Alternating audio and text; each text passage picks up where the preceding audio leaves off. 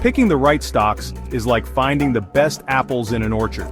You want the ones that are ripe, juicy, and will give you the most enjoyment. In the stock market, the right stocks can help you grow your money over time. It's like planting a seed that grows into a strong tree. When you buy a stock, you're buying a small piece of a company. If that company does well, its value increases. Your piece becomes worth more too.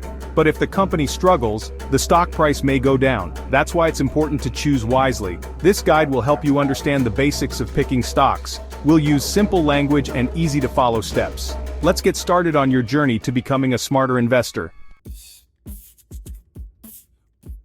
Before you buy a stock, you should know what the company does. Think about it like this. Would you buy a car without knowing how to drive? Probably not. It's the same with stocks. Start by looking at the company's website. Read about their products or services. Do they sell things you understand? Are they in a growing industry? Next, ask yourself if people will still want what the company sells in the future. For example, people will always need food and clothes. But will they still use fax machines in 10 years? Maybe not. Understanding a company's business helps you make smarter investment choices. It's like knowing the route before you start a road trip. The more you know, the better prepared you'll be. Imagine you're a surfer. You want to catch the biggest waves to ride. In the stock market, trends are like waves. They can push companies higher. One way to spot trends is to pay attention to what's happening around you. Are more people buying electric cars? Maybe it's a good time to look at electric car companies. You can also read industry reports and news articles. These sources can tell you about new technologies, changing consumer habits, and other factors that drive trends. Remember, trends don't last forever.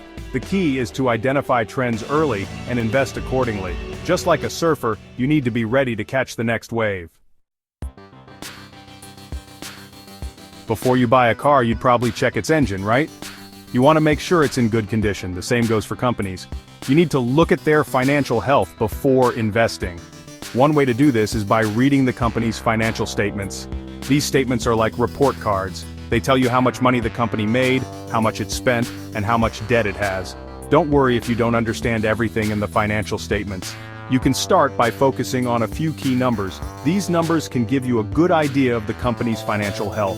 Just like you wouldn't buy a car with a broken engine, you shouldn't invest in a company with weak financials. Take the time to check under the hood before you invest. Section 5. P/E ratio, a simple valuation tool. The P/E ratio is like a price tag for stocks. It tells you how much you're paying for every dollar of the company's earnings. A high P/E ratio might mean the stock is expensive. A low P/E ratio might mean it's a bargain. Think of it like buying apples. You wouldn't want to pay $10 for one apple, would you? You'd rather buy a whole bag for that price. The P/E ratio helps you compare the price of different stocks. But remember, the P/E ratio is just one piece of the puzzle. You should also consider other factors like the company's growth potential and financial health. It's like checking the quality of the apples, not just the price.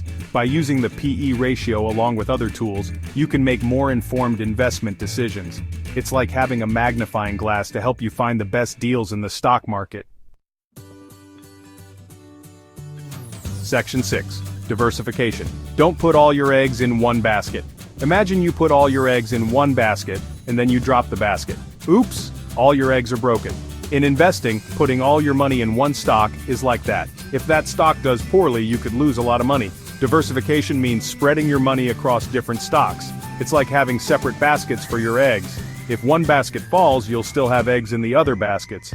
You can diversify by investing in different industries like technology, healthcare, and energy. You can also invest in companies of different sizes.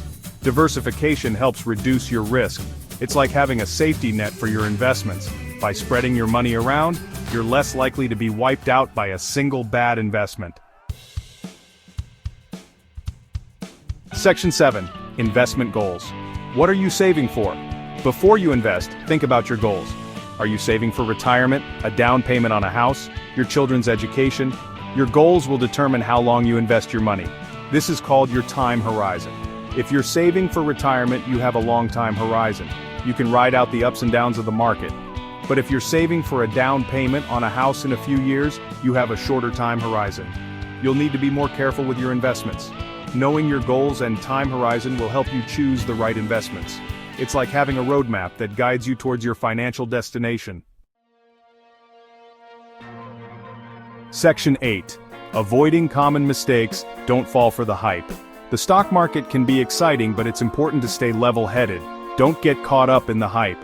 Just because everyone is talking about a stock doesn't mean it's a good investment. It's also important to do your research. Don't buy a stock just because someone told you to. Read about the company, look at its financials, and understand its business. Remember, investing is a marathon, not a sprint. Be patient, stay disciplined, and don't be afraid to ask for help if you need it. By avoiding common mistakes, you can increase your chances of success in the stock market. Section 9. Conclusion. Keep learning and growing your investments. Congratulations, you've learned the basics of picking the right stocks. Remember, investing is a journey, not a destination. There's always more to learn. Keep reading books, articles, and financial websites. Talk to financial advisors and other investors. The more you learn, the more confident you'll become.